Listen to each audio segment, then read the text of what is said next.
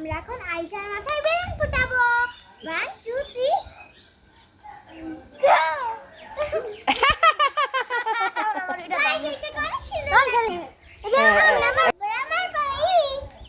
এখন আয়ান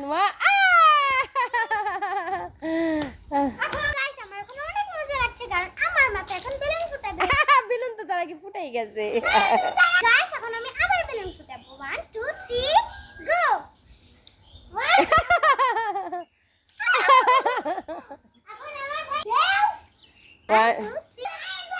এখন আয়নের মাথায়